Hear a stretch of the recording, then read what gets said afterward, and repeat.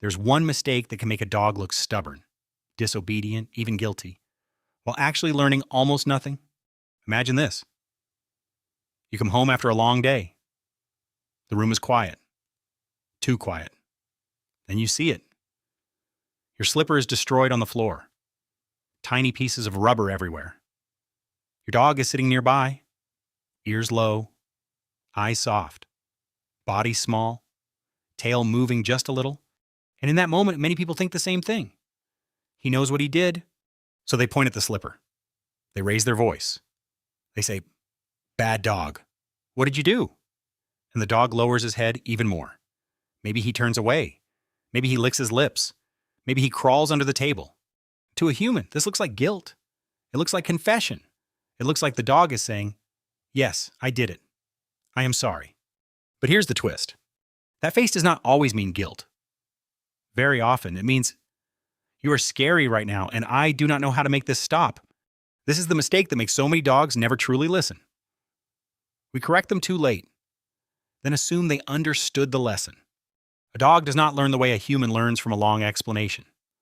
A dog does not look at a destroyed slipper and think, "Ah, yes, 40 minutes ago I made a poor life choice, and now this emotional conversation is about that event." The dog mostly understands what is happening now. Your voice is tense now. Your body is leaning forward now. Your finger is pointing now. The slipper is on the floor now.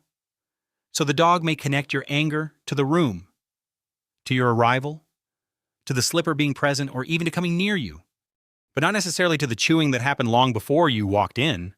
This is why late punishment can be so confusing.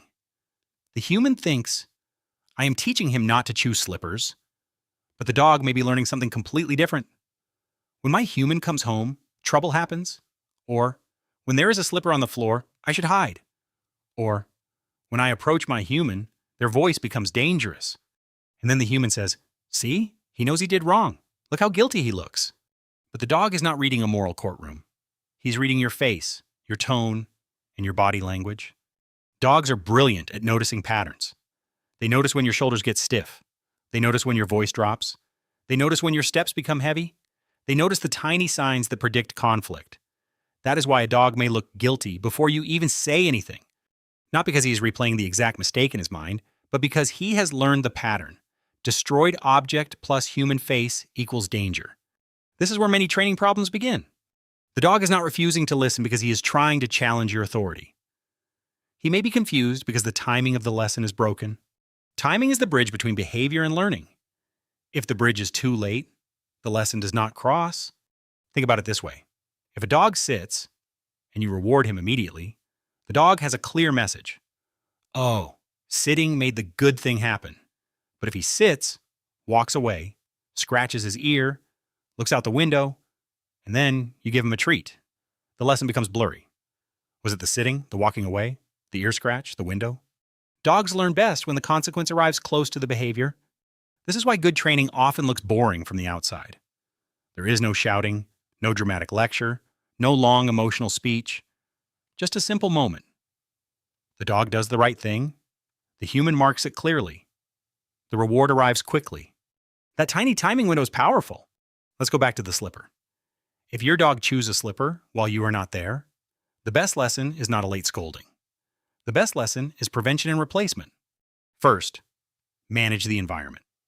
Put the slippers away, not because the dog is winning, but because rehearsal matters. Every time a dog practices the wrong behavior, that behavior becomes more familiar. If chewing slippers feels fun, relaxing, or rewarding, the dog does not need your approval to repeat it. Second, give the dog something appropriate to chew. A safe chew toy, a food puzzle, or a texture the dog is allowed to use. Chewing is not evil. For many dogs, chewing is natural. Puppies chew because their mouths are exploring the world. Adolescent dogs chew because their energy is high. Adult dogs may chew because they are bored, stressed, under-exercised, or simply because the object smells like you. Your slipper is not just a slipper. To your dog, it may be soft, interesting, and full of your scent. That makes it valuable. Third, reward the correct choice when it happens. If your dog picks up the chew toy instead of the slipper, that is the moment. Not 5 minutes later. Not after you finish your phone call. right there. Use a calm marker like yes. Then reward with attention, food, play, or praise, lay, or the dog learns. This object brings good things. This choice works. That is training. Training is not just stopping bad behavior. Training is making the right behavior easier to choose. Another common mistake is repeating commands until they become background noise. A person says, sit, sit, sit, sit. Come on, sit, sit. The dog looks around, sniffs the floor, maybe sits after the 7th time. Then the person rewards the dog. What did the dog learn? Maybe not sit when I hear sit. Maybe the dog learned. The word sit will be repeated many times, and I can respond whenever I feel like it. The signal becomes weak because the human keeps spending it without meaning. A clearer way is to say the cue once, help the dog succeed, then reward the success. If the dog does not understand, make the task easier. Reduce distractions, move closer, use a hand signal. Practice in a quiet place before expecting success in a busy park. Dogs do not generalize perfectly. A dog who sits in the kitchen may not immediately understand that sit means the same thing outside, beside a barking dog, near a bicycle, with children running nearby. To humans, it is the same word. To the dog, it may feel like a completely different classroom. That is not stubbornness, that is context. This is also why punishment can seem to work in the moment but fail in the long run. A dog may stop moving when you shout. He may freeze, he may lower his body, he may avoid you. From the outside, it looks like control, but freezing is not the same as understanding. A quiet dog is not always a trained dog. Sometimes the quiet dog is just worried. And a worried dog can develop new problems. He may hide mistakes, he may avoid coming when called, because coming close has predicted anger. He may become more anxious when you enter the room. In some dogs, fear and confusion can even increase defensive behavior. If your dog suddenly changes behavior, becomes aggressive, seems painful, panicked, or unusually stressed, it is important to speak with a veterinarian or a qualified behavior professional. Training cannot fix pain by pretending it is disobedience. Now picture the same dog and the same slipper problem, but with a different human response. The owner comes home and sees the destroyed slipper. The first reaction is frustration. Of course, humans are allowed to feel frustrated. But instead of turning that frustration into a late lesson, the owner pauses. The owner removes the slipper without drama. Then they ask a better question. How did my dog get access to this? What did my dog need in that moment? What can I make easier next time? The next day, the slippers are behind a closed door. A chew toy is placed where the dog usually rests. Before leaving, the owner gives the dog a safe activity. When the dog chooses the chew toy later, the owner calmly says yes and rewards the choice. At first, nothing looks magical. No dramatic transformation, no movie moment, just one clear repetition, then another, then another. But after a few days, the dog starts choosing the toy more often. The owner starts noticing good behavior sooner.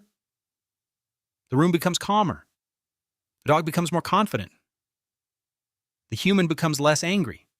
This is the quiet part of training that people underestimate. Many dogs are not asking for a stricter owner. They're asking for a clearer one. Clear does not mean harsh. Clear means the dog can understand what action makes good things happen. Clear means the timing is fair. Clear means the cue is consistent. Clear means the environment is not full of traps and then full of punishment. If you want your dog to listen, stop building lessons around what happened too late. Start building lessons around the exact moment your dog can still learn. Catch the sit. Catch the calm look. Catch the choice to walk away. Catch the moment your dog drops the forbidden object and turns toward you. Catch the moment before the jump, before the bark, before the mistake becomes the main event. The best trainers are not the people who punish the loudest. They are the people who notice the earliest. Because when you notice early, you can guide instead of explode. You can reward instead of repair. You can teach instead of confuse. Your dog is watching you all the time, not because he is plotting against you, but because your reactions are part of his map of the world. When your timing is messy, the map becomes messy. When your timing is clear, the path becomes easier to follow.